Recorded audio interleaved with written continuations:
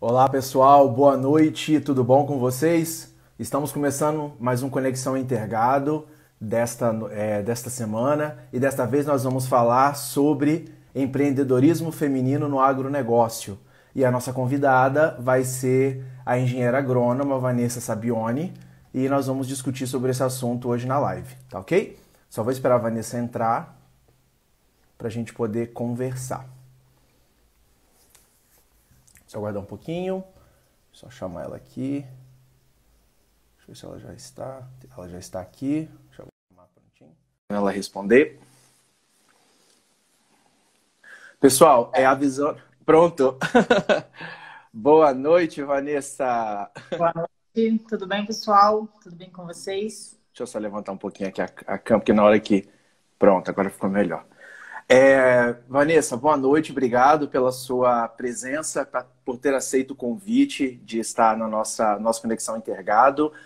Gostaria só de dar alguns avisos para o pessoal. Gente, algumas informações importantes com relação a nossas lives, né? Que a gente está vindo acontecendo muito aí nas lives, né?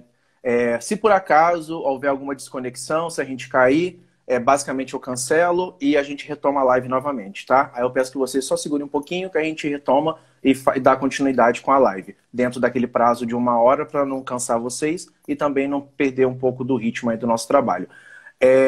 Agradeço a todos estarem presentes, eu tenho certeza que a discussão vai ser muito interessante, ainda mais que nós estamos na vésperas do Dia das Mães, então foi meio que impensado e o tema caiu certinho com o Dia das Mães, né? Então foi bem interessante por esse lado. Então, passo a bola para nossa colega, engenheira agrônoma, Vanessa Sabione, para poder fazer a apresentação e falar um pouquinho sobre ela, sobre a sua formação, a sua história de vida e como o empreendedorismo entrou na sua vida e como é que ela vem atuando hoje. Primeiramente, obrigada, João, pela oportunidade, viu, de falar um pouquinho sobre minha experiência, né? Também é uma gratidão imensa. Eu sou natural de Ubá, Minas Gerais.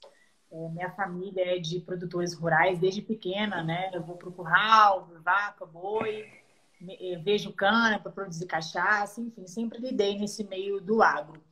E fui cursar agronomia, né? Porque eu gostava da área, já estava inserida nesse ambiente. Mas desde nova, seja aos 13, 14 anos, ou desde quando estava na faculdade, eu sempre vendia alguma coisa, né? Eu sempre gostei de trabalhar com alguma coisa vendendo, inovando, criando, com uma área comercial.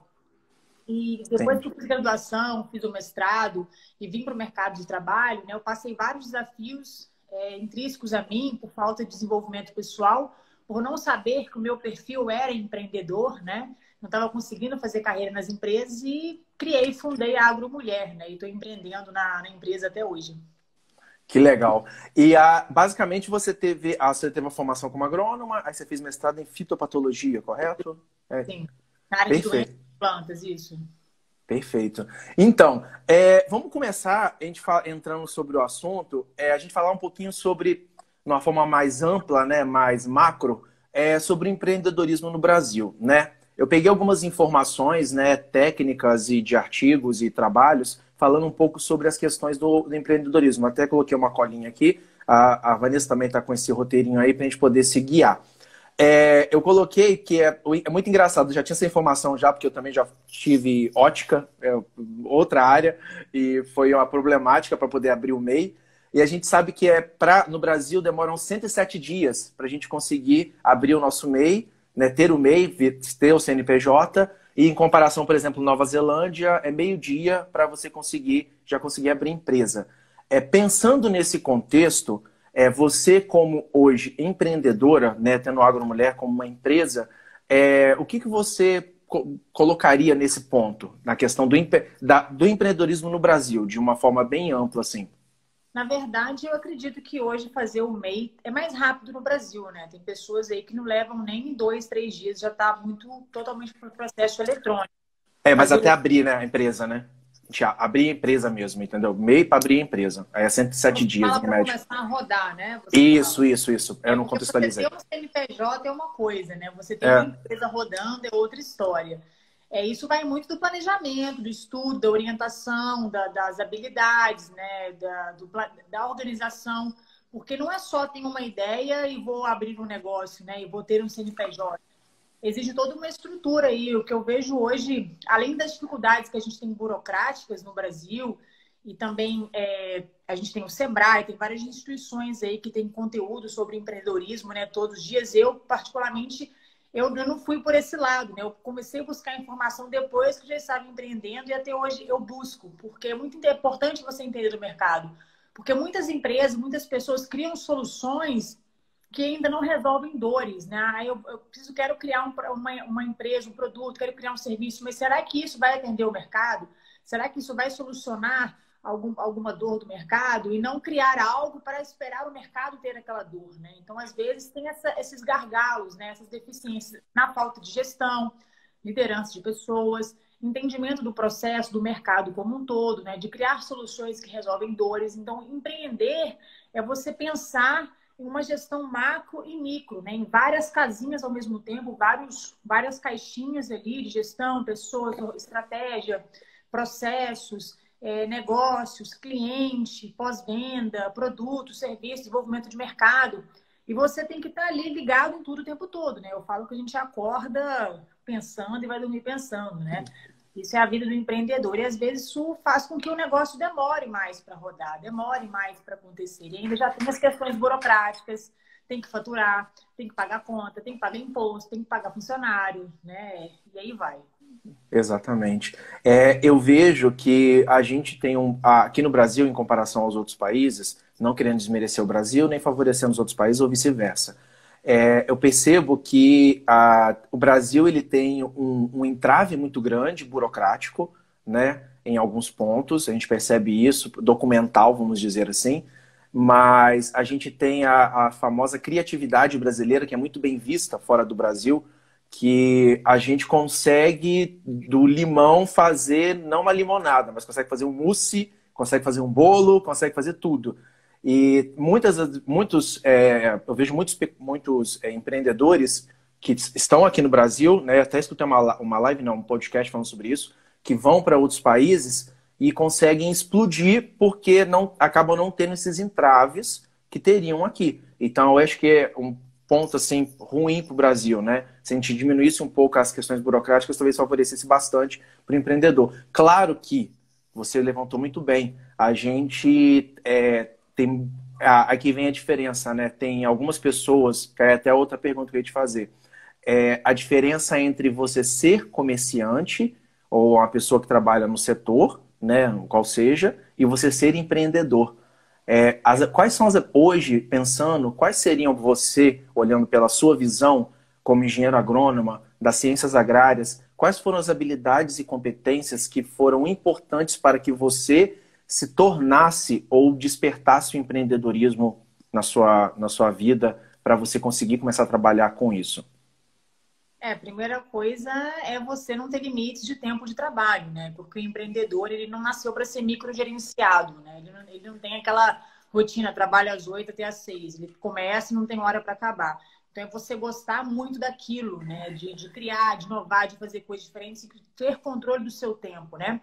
Ter aquele controle da sua vida, da sua rotina profissional. E segundo, né, que várias habilidades que eu não tinha, eu desenvolvi através da Agromulher, que é gestão de pessoas, liderar, que envolve motivar, você inspirar, a questão de pensamento estratégico, né, de mercado, desenvolvimento de mercado, de entender o mercado que você está atuando, a questão também de atendimento ao cliente, né, dividir as frentes dentro da empresa, né, a gente tem a frente do marketing, do relacionamento, do financeiro e burocrático, né? Entender o tempo dos processos, tempo de execução, para você entender o tempo que você vai atingir. Pois não adianta você fazer um planejamento, eu quero faturar 1 milhão no final do ano, mas será que você tem braços para isso? Que você tem condição de atender o mercado dentro desse faturamento que você quer estimar? Você tem braços, tem pessoas para isso? Então, você tem que ter essa visão geral e, além de tudo, né, entender que você precisa estar ao lado de pessoas melhores do que você, na maioria das vezes, né? Mais competentes que você, com potenciais ou soft skills que você não tem para agregar e para somar o negócio, né? Porque não existe competição, né? Existe uma soma. Eu gosto muito de falar que o empreendedorismo, para mim, na minha vida, ele é uma liderança sustentável, né? Você existe uma autoridade para você ter níveis hierárquicos, mas é um trabalho muito colaborativo, na minha opinião, sabe? Eu vejo que é interessante ter levantado um ponto das skills, né? Eu tô agora aqui dentro da Intergado, né? Pela minha formação e tudo mais, eu tô passando por essa situação de disrupção, que é basicamente a gente tem que ter para ser empreendedor ou trabalhar num meio de empreendedorismo. A minha formação foi, o pessoal que segue o Intergado, né? O pessoal que não conhece, eu sou zootecnista, tenho mestrado, doutorado, etc.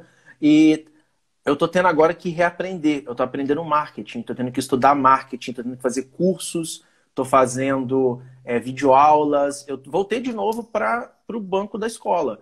Então, e eu tenho escutando muitas pessoas, a minha colega de trabalho, a Adriana, que ela é extremamente tem uma sabedoria muito grande na área de marketing. Ela mesmo, uma coisa que eu percebi nós temos que saber aprender a aprender, né? Aquele ato de você tem a sua sabedoria, você tem o seu conhecimento, mas você tem a possibilidade de desconstruir aquele conhecimento e buscar um novo, para que você consiga se posicionar, né? Tocou em dois pontos muito importantes, né? Que primeiro é o marketing. Eu gosto muito de dizer que eu acho que todo mundo tinha que estudar marketing. Marketing é vida. Marketing é estratégia, gestão é Exatamente. comunicação, é neurociência, é empreendedorismo. Marketing é tudo, né? E a questão de, por mais que a gente tenha algum conhecimento adquirido, a gente tem que sempre estar aberto a novos aprendizados, a novos conhecimentos. Porque é muito comum as pessoas nas empresas, depois que elas atingem um certo patamar, nível de conhecimento, fica muito aquela coisa, já sei fazer isso, já domino tudo, né? Não está apto nem aberto a aprender novas coisas. Mas enquanto você está num ambiente de empreendedorismo, você tem que saber quase que tudo que a empresa faz para focar na sua área, mas para entender como um todo, né? Você acaba que tem que ser empreendedor, entender como um todo e atuar na área que eu tô aqui dentro específica, né? O empreendedorismo tem Exatamente. muito disso, né? Aí que entra aquele ponto que a gente chama de você tem que ter a todo tempo o pensamento disruptivo, né? Você tem que estar o tempo todo um passo à frente, pensando fora da caixa, para conseguir fazer com que você não se trave dentro daquele seu conhecimento adquirido, que pode ser o mais vasto possível, né? E aí eu gostaria de entrar, né, pegando agora esse macro e começando a afunilar um pouco a nossa linha de raciocínio. Hoje a gente tem percebido muito o termo, né, empreendedorismo rural, agrobusiness, tecnologia no agronegócio, agro 4.0, pecuária 4.0, todos esses conceitos têm orbitado em volta aí do agronegócio, né? E aí a gente for pensando dentro da experiência que você já tem com a Agromulher, que depois a gente vai falar sobre ele, pessoal, porque a gente vai chegar lá nele ainda. Você tem o que você poderia dizer para a gente da diferença que nós temos entre ser um produtor rural e ser um empreendedor rural? Qual é essa diferença? Se é que existe essa diferença? Na verdade, é uma diferença só na denominação, né? Porque o produtor rural, ele sempre foi empreendedor, né? Ele sempre teve que gerir a sua propriedade, mexer com documentos, administrar, gerir pessoas, época de plantio, época de colheita, fazer negócios, né? O produtor rural, ele acaba fazendo tudo. Ele é um empreendedor nato, né? Faz de tudo ao mesmo tempo, não deu certo esse ano, ano que vem tem que dar certo. Está endividado, tem que fazer alguma coisa para levantar dinheiro para pagar as contas, né? Então, assim, eu acho que ele só nunca foi chamado de empreendedor, mas ele sempre foi empreendedor. Sempre foi, né? Na Exatamente nesse verdade, o ponto. empreendedorismo no agronegócio, ele é muito forte no campo, né? Quando a gente fala de empreendedorismo no agro, essa parte de AGTEX, né? Isso é recente, né? Dessas inserções, se você pensar na ordem cronológica, né? Lógico. É muito mais agressivo nos últimos anos, a parte de startups, de inovação, mas o campo é onde o empreendedorismo sempre reinou e agora a gente está vivendo uma nova onda do empreendedorismo no agro. Exatamente. É interessante falar que muitos produtores acham que eles não estão empreendendo, né? E eu percebo que a grande massa, na verdade, sofrem os mesmos problemas que ocorrem nas cidades, né? A grande massa dos produtores rurais, né? No setor do agronegócio, que é o ponto-chave que eu acho que é o grande divisor de águas dentro de você no contexto do empreendedorismo é a gestão. Se você souber fazer uma boa gestão dos processos, porque até na fala anterior que você comentou, tudo que você disse cai dentro de um meio comum que é gerir processos. Você tem que saber... Assim como qualquer empreendedor, ele precisa estudar sobre gestão técnica, né? Quanto que ele vai precisar de adubo, quanto que ele vai precisar de herbicida, isso planejamento, né? Gestão técnica e planejamento agrícola, igual quando você faz um planejamento de empresa. Gestão financeira, né? Quanto que você tem de caixa para gastar, quanto que você pode gastar, quanto que você vai produzir com essa verba que você tem, quanto que você vai ganhar para poder pagar o que você gastou, quanto que você vai lucrar, né? Ele tem que fazer essa gestão técnica, gestão financeira, né? Gestão de pessoas. Então, ele tem que ter isso tudo em mente e buscar capacitação para isso, né? Se empenhar para buscar esse tipo de orientação. E muitos relutam, né? Acham que não precisam. E acho que a maior dor no campo é a falta de planejamento, sabe? Tem uma pergunta aqui que o Mickey Testa colocou. O maior problema dos agricultores aqui na hora que eles colocaram, né, é o individualismo. A nova geração busca o planejamento financeiro. Produzir é muito fácil, difícil administrar.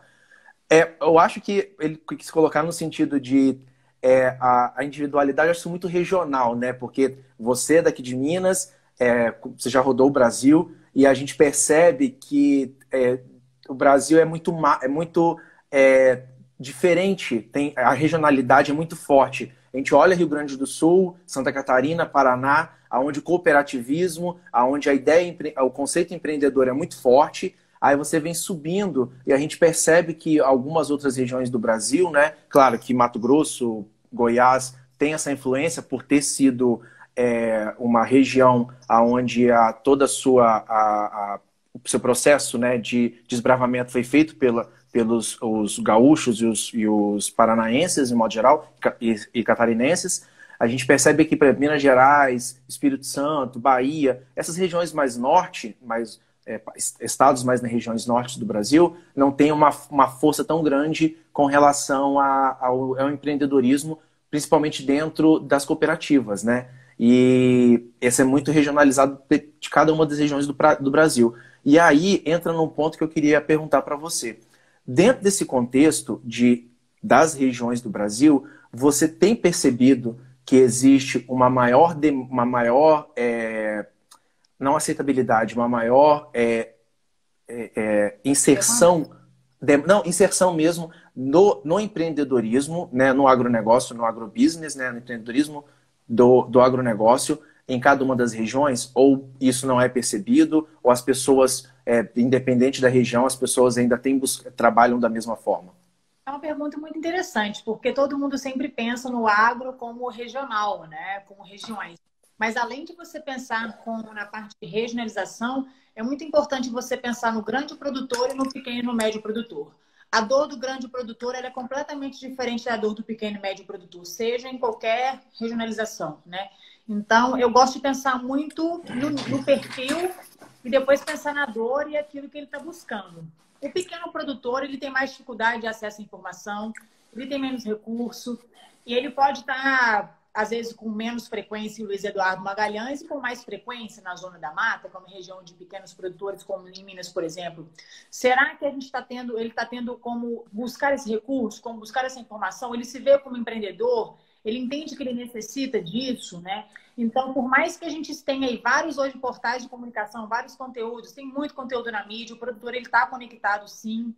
Mas será que está acessando? Será que ele entende? Será que ele, né, enxerga isso? Né? Então, tem toda essa transformação cultural atrás também da regionalização. Né? Então, vamos falar de região, vamos falar de pequeno e médio grande produtor, vamos falar da dor dele, onde que ele está buscando esse conteúdo, se ele está precisando, se ele se vê como empreendedor ou não, e como que o governo, a mídia, as pessoas posicionam o produtor rural nesse segmento, né? A gente escuta muito falar que o Brasil é o maior produtor de soja, maior exportador de soja no mundo. Isso vamos pensar nos grandes produtores. Mas e agora a agricultura familiar, né?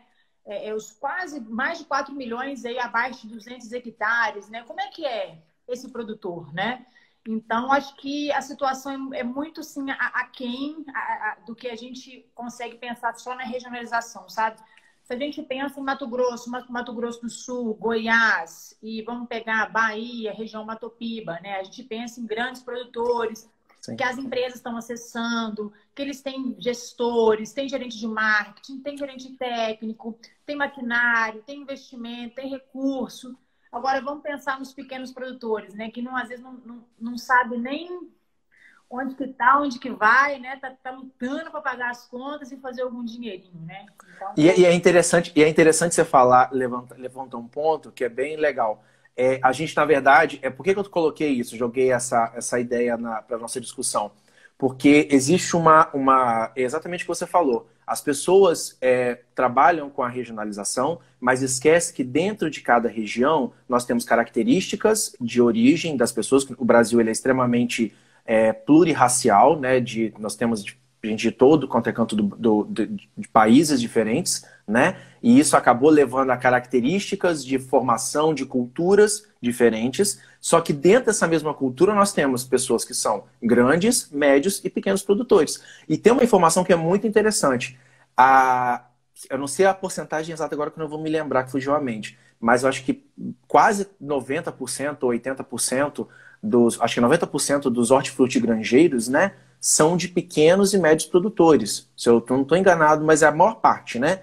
Então, mas a gente vai olhar a questão do crédito rural para esses pequenos e médios produtores, em algumas dos bancos que nós temos, existe uma dificuldade muito grande de conseguir esse crédito, né? Aí vem o surgimento, por exemplo, nós temos o exemplo do Sicoob e outras cooperativas que viraram bancos que têm facilitado esse processo. Claro que o enfoque não é entrar nisso, a gente só quis levantar a questão de que empreender dentro do agronegócio, claro que a gente já empreende, né, muito, o pecuarista, o produtor rural empreende muito já, desde mesmo saber que era empreendedorismo, mas ainda existe assim barreiramento por ser um pequeno, como a Vanessa colocou. Ele é um pequeno produtor, então ele tem dificuldade até mesmo de comprovar o seu recurso financeiro para garantir um empréstimo, por exemplo. Né? Claro que melhorou bastante, né? É empreendedor, né? A gente, às vezes, você vai no banco pegar dinheiro, você está em uma situação, você está girando caixa, você tem caixa, o banco não libera recurso para você, né?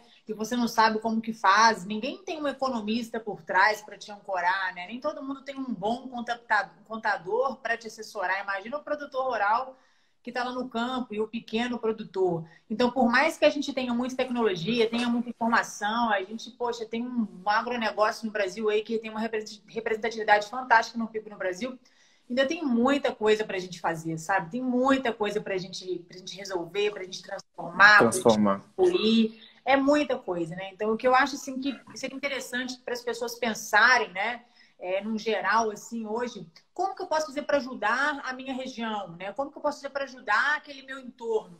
Porque todo mundo quer pensar no macro, quer pensar no nacional, quer expandir.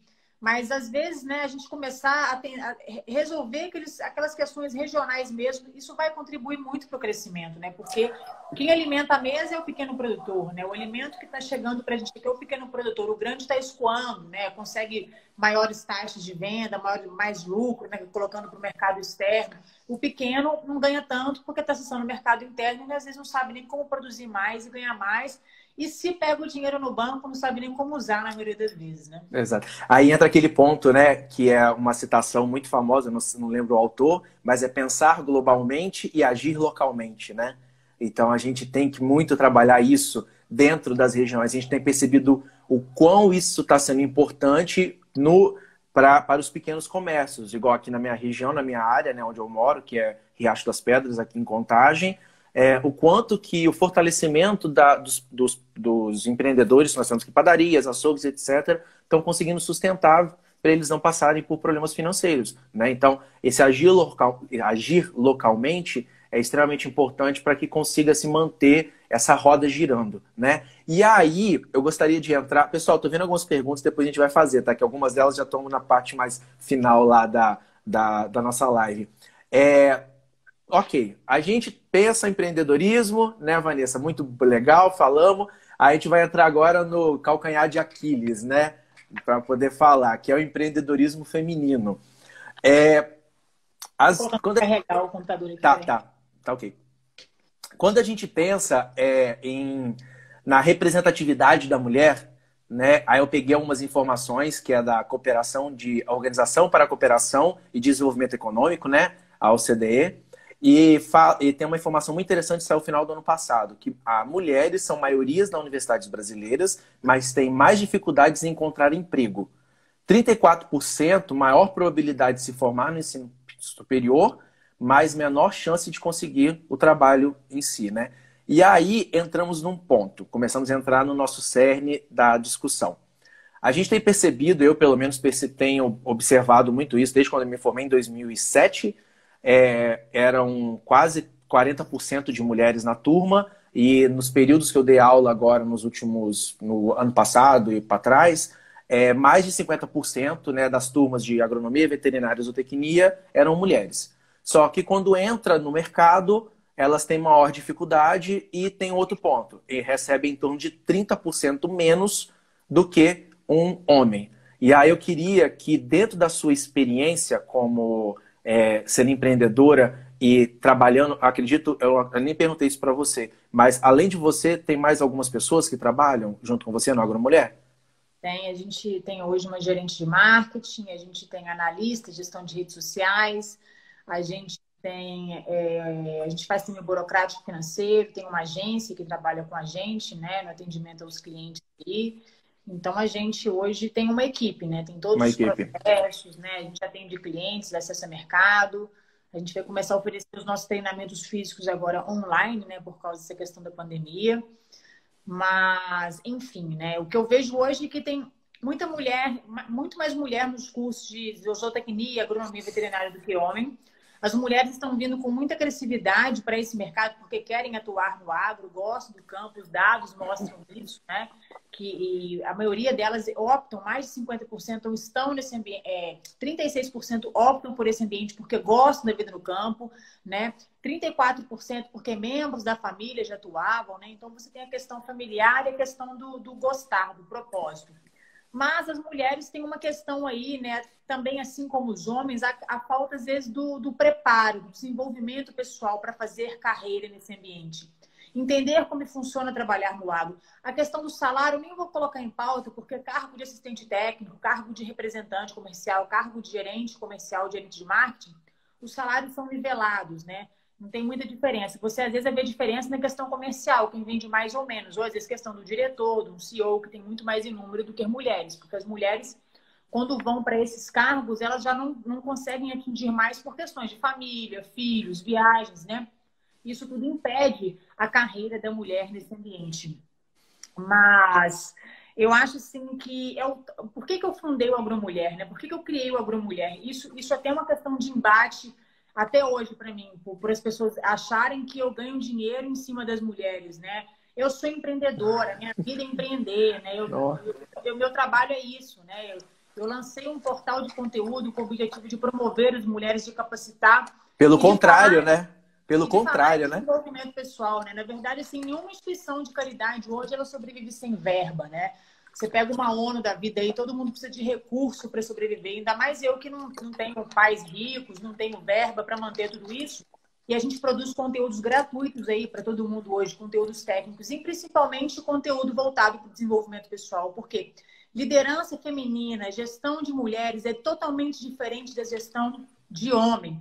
Cabeça de homem é de um jeito, é fisiológico. Cabeça de mulher é de outro jeito, é fisiológico, né? As mulheres são mais emoção, né? A mulher, ela foca, ela quer ter filho, ela quer ser mãe, entendeu? O homem, ele já foi mais educado para ser mais prático, mais razão, para ir para o mercado, para pegar no batente.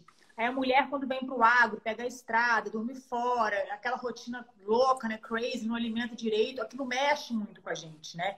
Então, a gente não tem esse preparo para entrar no mercado. Ninguém ensina a gente como que é atuar no agro. A gente faz a faculdade, aquelas disciplinas maravilhosas que eu amava, mas na hora que cai no mercado é um boom, porque tem um monte de áreas para você trabalhar. É marketing comercial, mercado, negócios, extensão, você pode empreender, você pode fazer um mundo de coisas, trabalho com comunicação, com digital.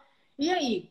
Para onde que eu vou? E isso atrapalha até nos processos seletivos, né? A falta de autoconhecimento, a falta de preparo para entrar no mercado, tem o medo, né? A gente acaba sentindo medo. a maioria das empresas, uma dor forte que tem nas empresas é a falta de líderes, de gestores, né? Para entender que fazer gestão de mulher é diferente de homem, de ter que ensinar, de dar mais atenção, né? Às vezes você vê muitas mulheres em cargos de marketing aí, de assistente técnico, que não tem aquela atenção devida. A mulher, ela quer fazer acontecer, ela quer mostrar serviço, ela é mais analítica, ela é mais criteriosa, mas às vezes ela não está sendo tão gerida, tão bem gerida para aproveitar o melhor potencial dela e ela se perde, entendeu? Porque ela se frustra, se desmotiva, né? Então é diferente, entendeu? Eu vejo num ponto muito interessante nessa abordagem. Quem já me conhece no Instagram, no Intergado, sabe que eu sou no perfil da Intergado e no perfil do meu pessoal também, sabe que eu sou feminista. Eu sou uma pessoa que apoio interinamente a mulher, porque eu vejo que é um papel nosso como homem apoiar a mulher, fazer com que ela não. As pessoas confundem apoiar com carregar no colo, não é isso. Dar suporte, que é exatamente o que você falou.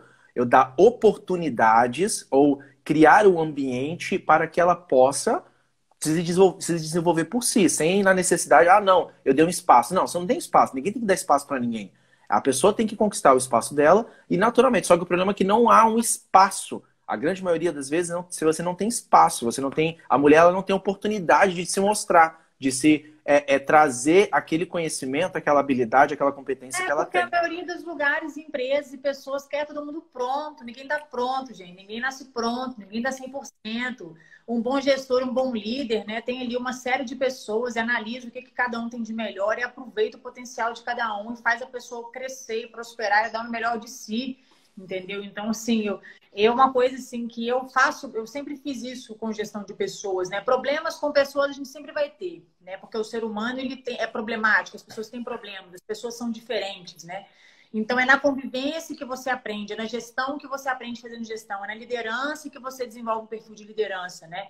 E no agro falta muito isso, né? Então, eu acho que não só no agronegócio, mas em qualquer ambiente, mas até nesse pensamento de gestão da mulher, gerir a mulher, entender a mulher, né?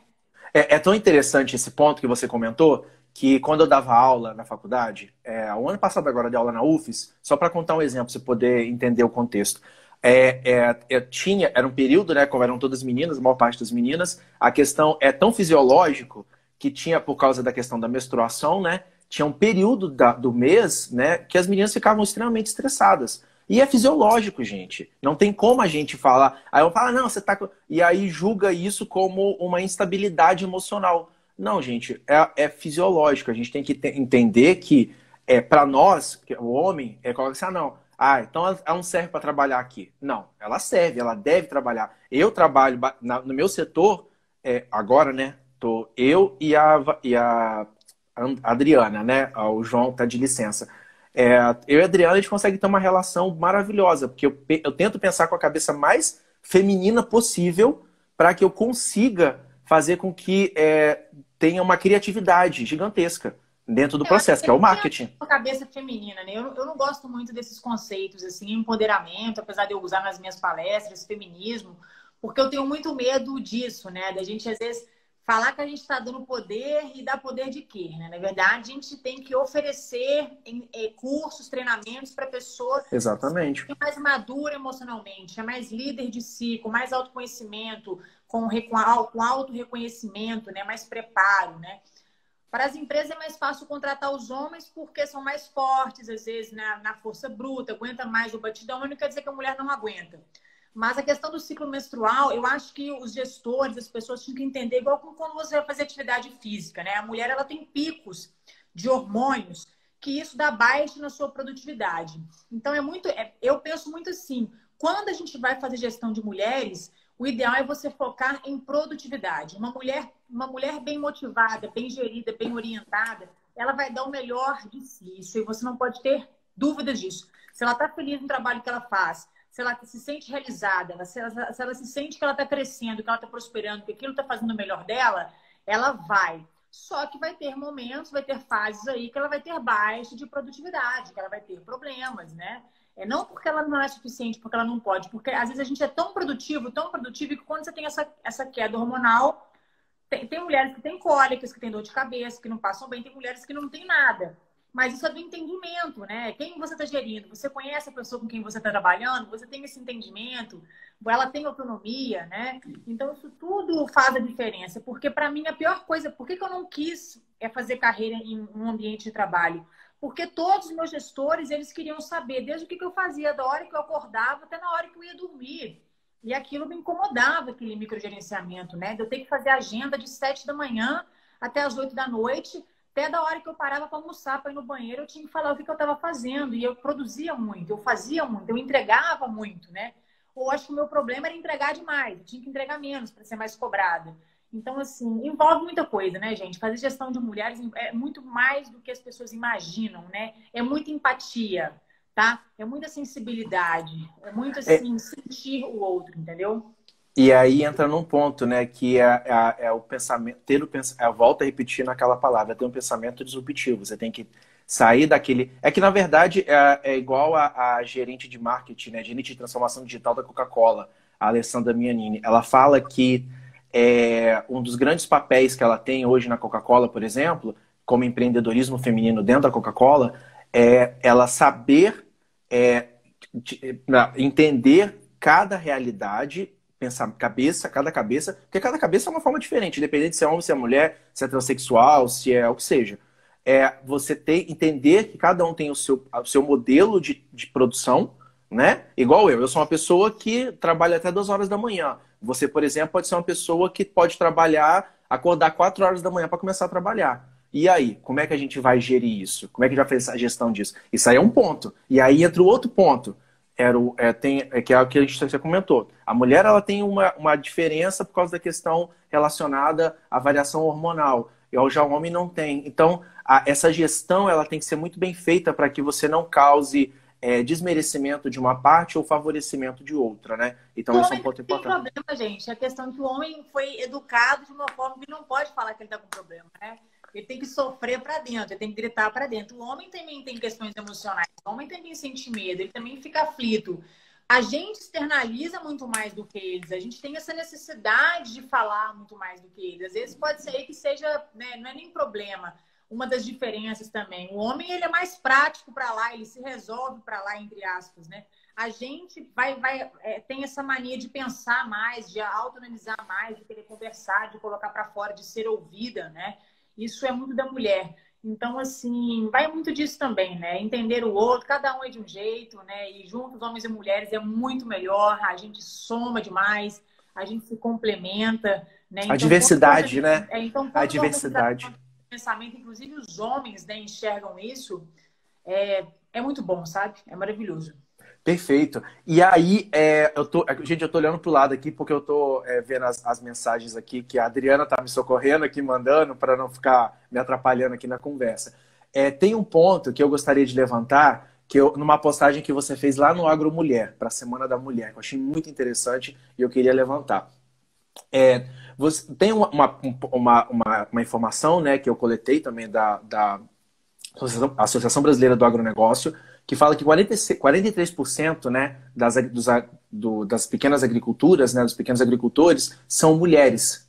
São mulheres. E pensando nisso, aí eu coloquei alguns exemplos que você fez numa postagem. Você colocou a Tereza Vedramini, que é a presidente da Associação... Não é que é? Presidente da Associação.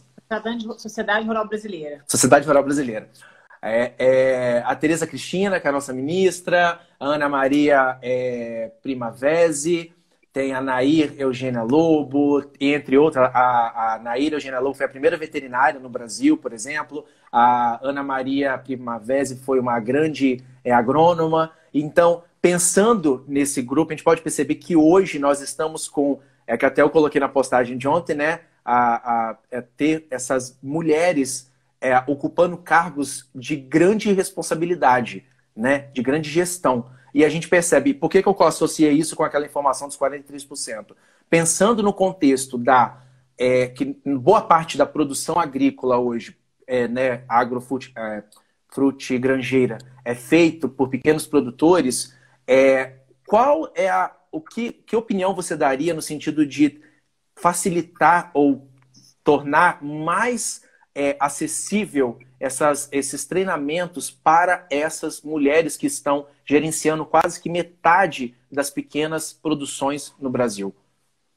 Primeiramente, é muito importante a gente ter referências, né? Inclusive de mulheres, porque o agro ele sempre foi muito masculino, né? Por uma questão muito cultural, né? E também por machismo, preconceito, de achar que as mulheres não têm potencial ou capacidade, por achar que os homens que são feitos para trabalhar no agro, e acaba que a gente vive num ambiente assim que é difícil a gente encontrar referências femininas, né? Então, sempre quando me perguntam quem são suas referências, eu ainda fico assim, né? Porque isso tudo é muito novo, isso tudo é muito recente. Então, quando você fala de referências masculinas, a gente tem várias, né?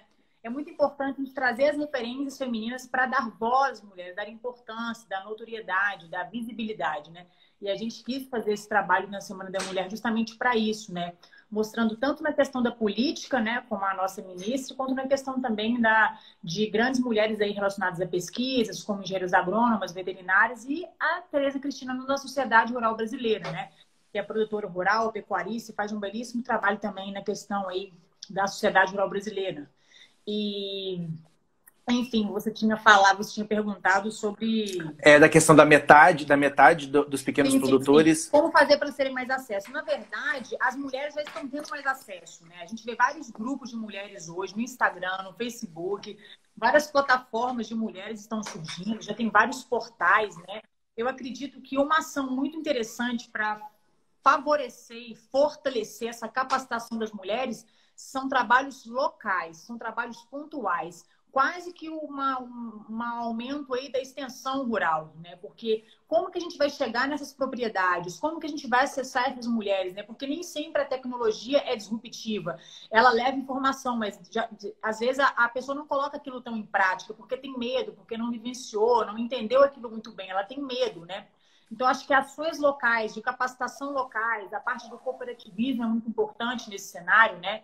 Eu vejo o cooperativismo hoje como uma grande assim, saída para solucionar esses gaps regionais da agricultura familiar, né? Ainda mais que tem quase 50% das mulheres aí na produção agrícola, né? Na produção familiar. E é tão forte que você tem, a gente for pensar, aí ele se desdobra, né? 42% estão na agricultura, e aí você tem 25% das mulheres na pecuária, aí você percebe o quanto que a agricultura ainda é porque o pessoal pensa assim, tem os hortifrutigranjeiros que acaba direcionando isso. Mas aí você olha a pecuária, por exemplo, 25% mulheres. Quer dizer, é um quarto sem falar de uma das pautas que você colocou aqui, né? Que eu vou até antecipar, que eu não sei como é que tá o tempo. Mas tá tranquilo. Mulheres, elas têm um perfil muito bom para gestão, para administração. Elas têm escolhido mais ficar nessa área, né? Gerir o negócio, entender mais do dinheiro, do número, da parte técnica. O homem tem ficado mais no campo.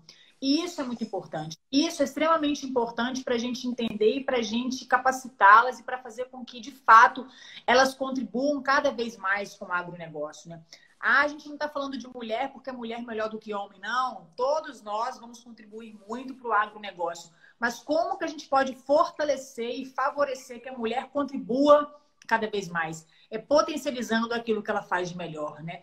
Fortalecendo aquilo que ela está fazendo assim, de uma forma mais assertiva, né? Mais organizada, que é a gestão, de fato. Né? No tanto que quando a gente busca sobre empreendedorismo no Google, vocês podem digitar aí mulher na gestão agrícola, mulher assumindo a gestão e administração de propriedades, mulheres assumindo os negócios. Não que os homens não estejam, estão sim, mas a mulher está indo mais para essa área da gestão, do empreendedorismo, né? Não que o homem não esteja, o homem mais para a parte técnica, conhecimento técnico, né? É a filha que ensina para o pai a usar o WhatsApp, né?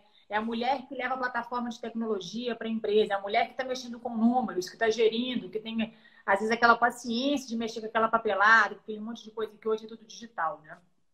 E é tão interessante porque a gente percebe que tem determinados setores dentro da pecuária. Eu não tenho muita experiência na parte de agricultura, mas eu vejo isso na pecuária. Quando eu trabalhei na suinocultura, claro, não querendo segmentar, mas não existia existia a possibilidade da mulher trabalhar em todos os setores, mas ela tinha, pelo menos lá na suinocultura que eu trabalhei no Espírito Santo, tinham tendências a elas ficarem nos trabalhos mais que necessitassem de maior atenção, porque a mulher ela acaba conseguindo ter essa possibilidade de conseguir fazer várias tarefas ao mesmo tempo. E, além disso, ela é muito detalhista. Eu percebo isso, pelo menos, coisas que passam desatentas por mim aqui, eu falo 50% eu e a Adriana, que passou também desatento por mim e ela, pá, pegou na hora. Então, acaba entrando, analisar números, a parte de gestão, que você precisa ser extremamente rigoroso e detalhista, alguns momentos nós homens acabamos perdendo, não enxergando alguns problemas, né? Pelo menos eu tenho essa percepção, pode ser um pouco individualista, mas... Com certeza, né? Os números mostram isso. E até numa palestra que eu sempre faço, né? Que eu vou até falar sobre isso no domingo, a influência da mulher na transformação digital do agro, né? A mulher hoje, ela possui fortalezas intrínsecas ao gênero dela, que favorece ela em toda essa disrupção que a gente está falando, tanto da parte de informação digital, como de trazer transformação tecnológica, né? Que são duas coisas completamente diferentes. Um livro que fala sobre isso, né? O homem chega em casa do trabalho, a mulher tá falando pelos cotovelos, o cara quer deitar, quer descansar, não quer ninguém falando na cabeça dele, né?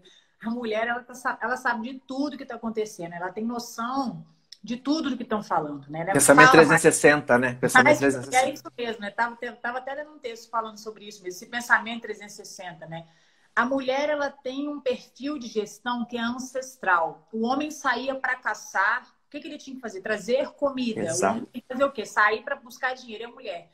Casa, comida, marido, filho, roupa, periquito, papagaio, tem que cuidar de tudo. Ainda tem que ser linda, maravilhosa, né? Tem que estar maravilhosa. Porque se não tiver ainda, leva, né? Toma. A mulher, ela é mãe, ela promove a união da família, ela é um incentivo à sucessão familiar, que hoje é um dos grandes gargalos no agronegócio, né? A perpetuação dos negócios agrícolas, que a gente percebe que a família, os filhos não estão tendo esse preparo para assumir esses negócios, que é extremamente importante para que o nosso mercado do agro se fortaleça cada vez mais, né? Porque ainda existem muitos negócios familiares, até grandes negócios. A mulher, ela é mais empática, ela é mais sensível, né? Ela tem uma sensibilidade mais aflorada. Que homem aí que nunca escutou, fulano não faz isso que vai dar errado, e deu. E depois falou, se eu tivesse escutado a minha mulher, não tinha dado errado, né? Então tem essa sensibilidade, né? Essa observação, né? Sim, então assim, a mulher, ela tem essas características, né? Que colocam ela em posição de destaque, que intrínsecas ao gênero dela, né? E várias outras mais, né? E os homens têm as características deles, né? Não que eles não tenham, mas isso é muito importante, a mulher ter essa clareza, né? Esse conhecimento da importância dela nesse setor, para que ela não para que ela perca o medo, né? E desbrave cada vez mais, né?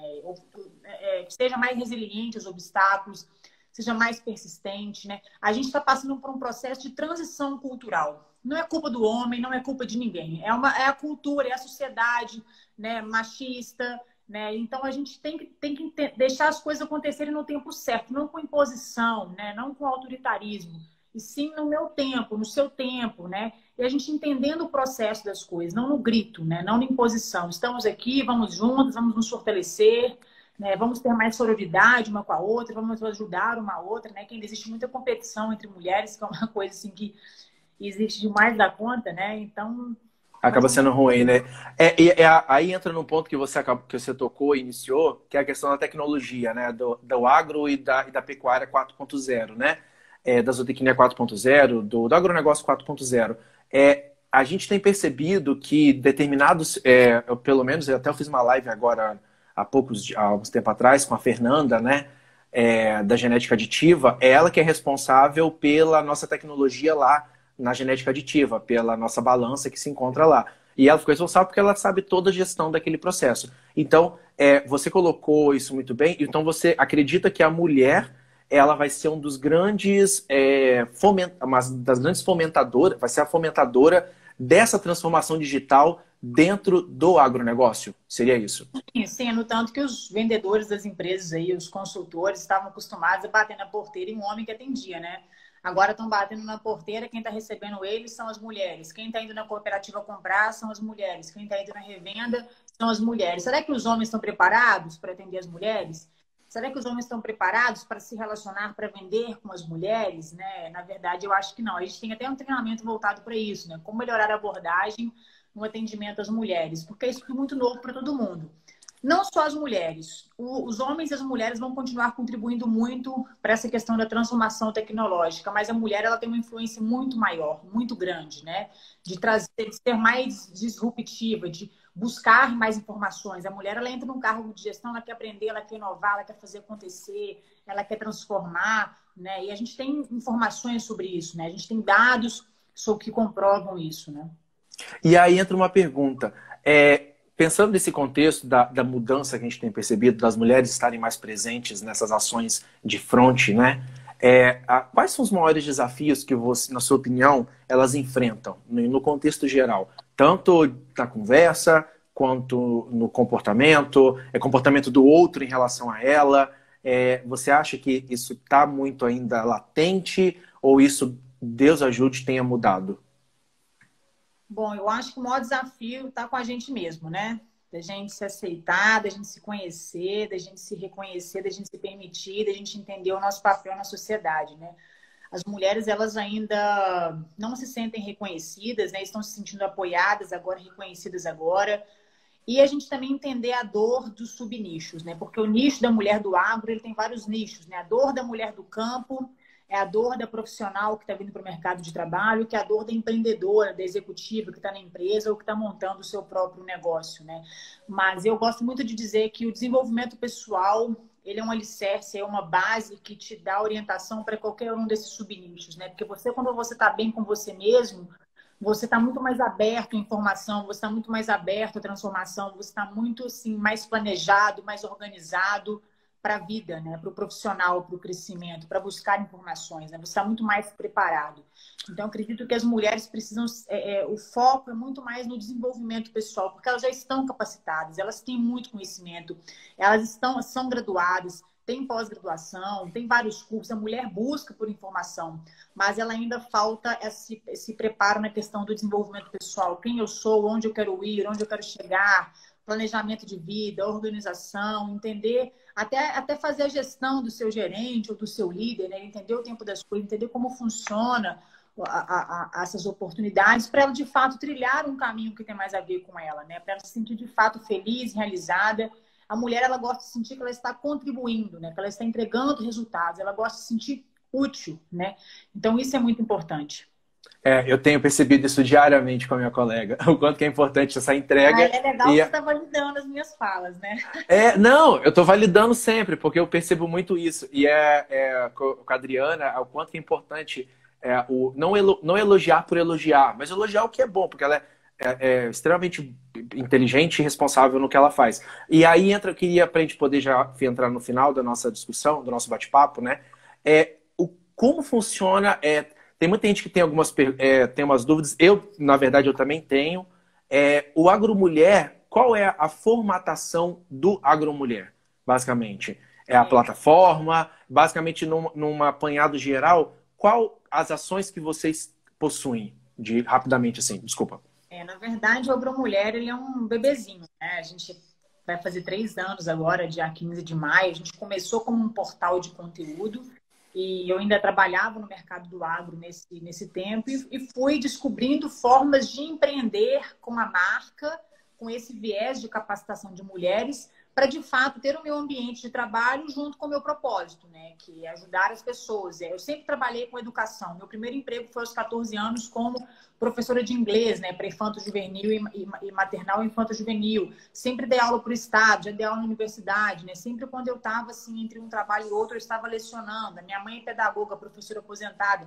Então, a educação, ela está na minha veia, né? Eu não trabalho com educação porque eu acho que a mulher precisa, porque eu acho lindo e maravilhoso, porque isso vem de mim, isso foi da minha construção.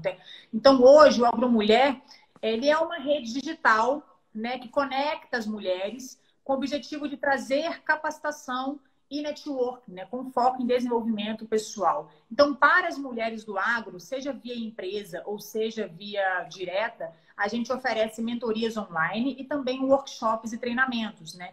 Que é o formato que a gente entrou esse ano no mercado. Então, o ano passado, no segundo semestre, a gente passou por todo um rebranding, né? De repaginada na marca, de mudar toda a nossa proposta de valor, o nosso conceito, né?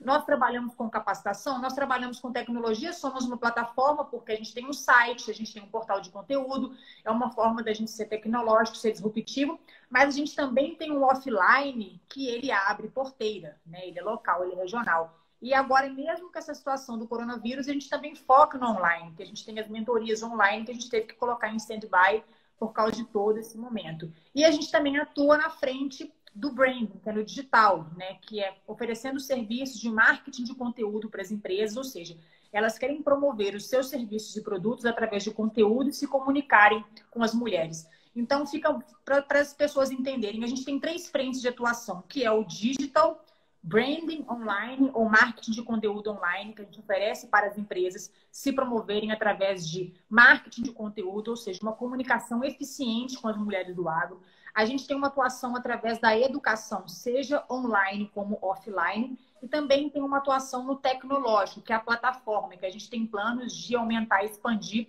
para algo mais parrudo, né? Então, a gente ainda é muito novo no que a gente faz, mas a gente tem atuação na tecnologia, na educação, né, na capacitação e também no digital, né, através do marketing de conteúdo e branding. E às vezes fica um pouco assim, não vou dizer difícil de entender, mas a gente é disruptivo. A gente é considerado uma startup porque o que nós estamos oferecendo para o mercado, nenhuma outra empresa no agro hoje oferece. Dificilmente você vai ver agências no mercado, que é o que a gente sempre escuta, que conseguem entender uma empresa de uma forma tão estratégica e assertiva em relação ao conteúdo. Como se comunicar com o agronegócio, como se comunicar com as mulheres. E hoje a gente faz isso com muita assertividade, com muita eficiência, né? Que é uma estratégia que nós temos, não que outras empresas não possam ter. Né? Eu falo que sempre tem que ter alguém que vai inovar, que vai colocar algo que vai ser disruptivo, né? Que vai iniciar, que vai ser aquela dificuldade de entrar no mercado, mas depois entrou. As empresas viram que funcionou e viram a necessidade disso para virem para o digital, porque as empresas ainda têm esse medo, né? Vou para online? Como que eu vou para online? Como que eu levo conteúdo? Que tipo de conteúdo eu compartilho? Como eu me comunico, né? E isso a gente faz, né? De uma forma nichada para as mulheres do agro, porque o nosso objetivo é capacitar as mulheres do agro de uma forma inteligente, né? E indiretamente também a gente tem os nossos serviços, né, de capacitação e tem também o portal, que é tecnológico, que provavelmente vai virar uma plataforma mais parruda no futuro, né? Perfeito. Eu vejo que eu tenho visto alguns comentários aqui do pessoal, que já está chegando, tem mais 3 minutos. O pessoal comenta, algumas mulheres, né, comentando aqui sobre a questão do preconceito. Eu tenho uma opinião muito pessoal com relação a isso. Eu tenho uma amiga que ela é zootecnista, Mariana de Souza Farias, ela é responsável técnica aqui do Senar daqui de Minas Gerais, e ela sempre falou uma coisa comigo desde a graduação.